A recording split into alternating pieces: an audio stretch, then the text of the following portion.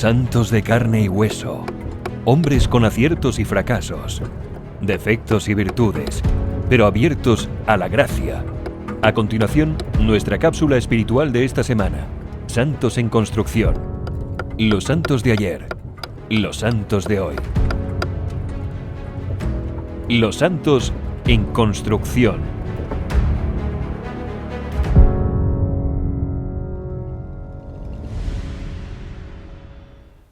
Entre todos los seres de la creación y en cuanto a su condición humana, María es la que está más cerca de Jesucristo. Una frase del beato Juan Duns Scoto, un sacerdote franciscano defensor de la Inmaculada Concepción, a quien el Papa Benedicto XVI describió como una figura importante en la historia de la teología.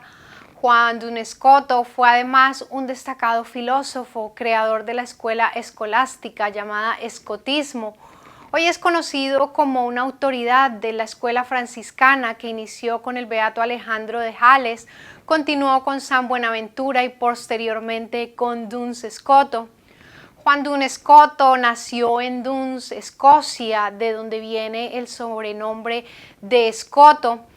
En su familia dedicada al pastoreo estaba intensamente afianzada a la espiritualidad franciscana, pues el tío paterno de Duns Scoto era vicario del convento de los frailes franciscanos menores. Por un tiempo parece que rondó por su cabeza la idea de convertirse en soldado, sin embargo, pues el llamado a ofrecer su vida a Dios fue más fuerte. Por ello, hacia el año 1280, cuando tenía solo 15 años, Juan Duns Scoto fue acogido en la orden de los frailes menores.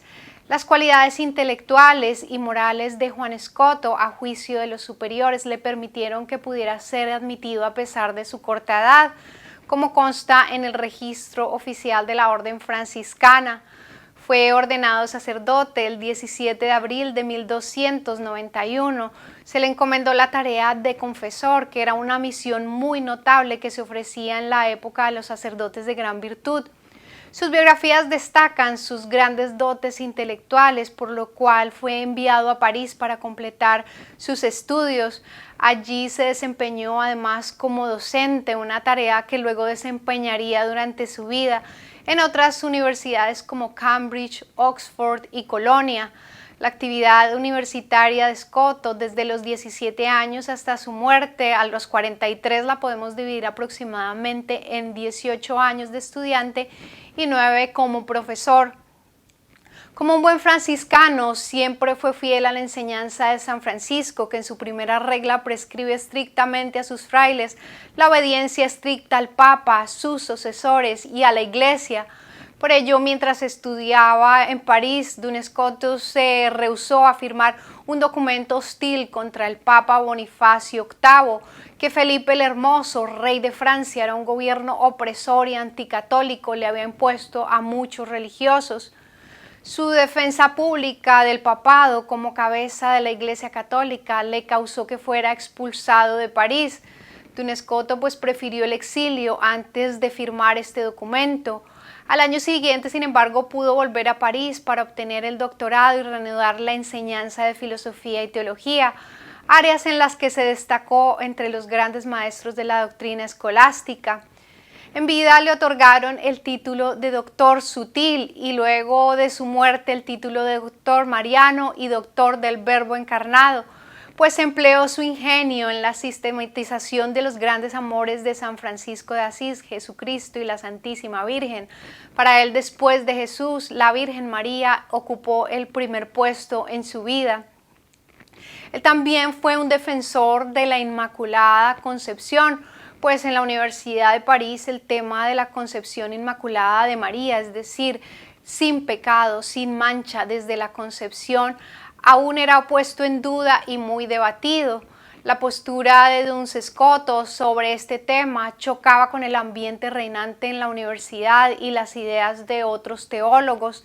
Se cuenta que según el estilo de la época tuvo que defender su opinión en una disputa pública con varios doctores y maestros renombrados que no sabían en el caso particular de la Santísima Virgen María cómo resolver la dificultad que suponía la universalidad del pecado, es decir, todos sin excepción somos pecadores, y el hecho que todos somos redimidos por Cristo Jesús.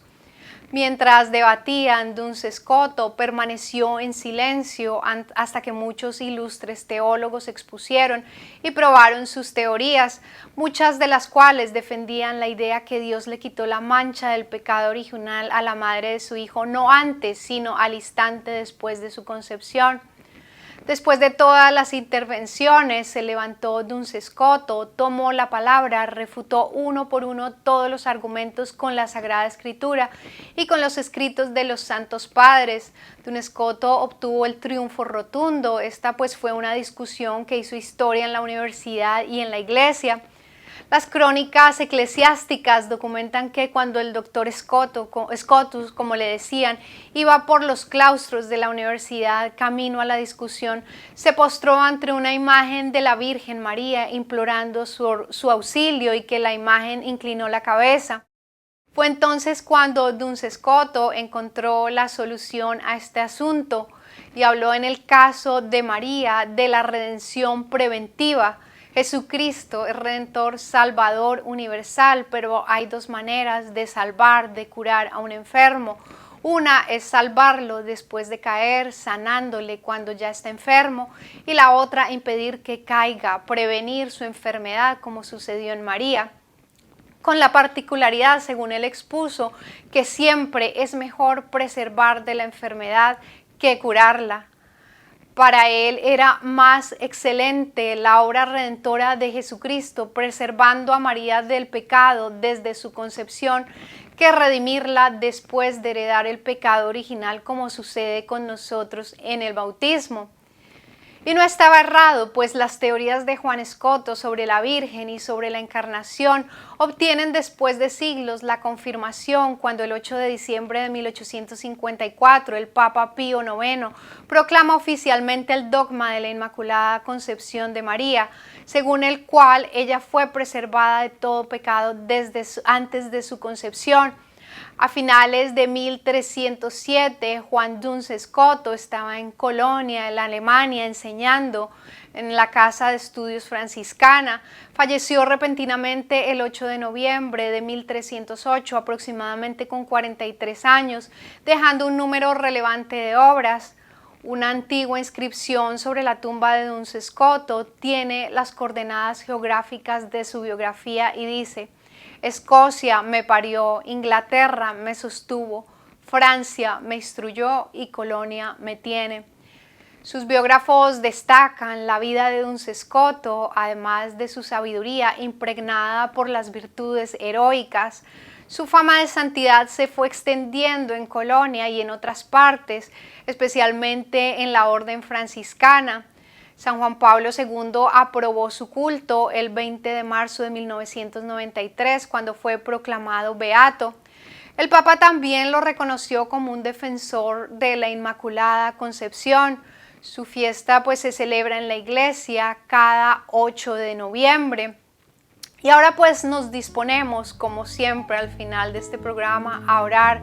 Que el Señor nos bendiga, nos anime frente a las presiones del mundo anticristiano, a mantenernos firmes, fieles al llamado y a inspirarnos en el ejemplo de Duns Scotus, a perseverar en la fe, cultivar un profundo amor y fidelidad por nuestro Señor Jesucristo, la Santísima Virgen y su Iglesia. Que hoy sea un buen día para recordar el llamado a ser santos y a ser testigos del amor de Dios en el mundo. Somos santos en construcción. Bendiciones.